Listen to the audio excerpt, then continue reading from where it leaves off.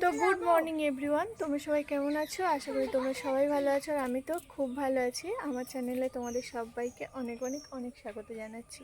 তো যাই হোক, কালকেকার বৃষ্টিতে তো আমাদের এখানকার অবস্থা খুবই খারাপ। তোমাদের ওখানকার কি সব অবস্থা ভালো আছে? তো অবশ্যই কিন্তু কমেন্টে জানিও।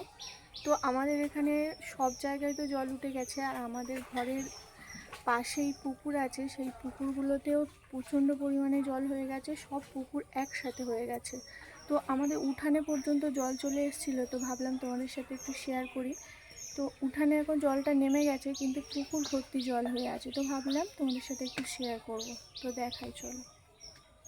এই দেখো, এগুলোতে কিন্তু কালকে পুরো জল ভর্তি হয়ে গেছিলো। এই দেখো, এখান পর্যন্ত জল উঠে গেছিলো, এখান পর্যন্ত। দেখো, এই দেখো, এইদিকে সব দিকেই জল ভর্তি হয়ে গেছে। এই দেখো জল, দেখো আচ্ছা জল। আরও রাস্তাতে কিন্তু প্রচণ্ড পরিমাণে জল হয়ে আছে।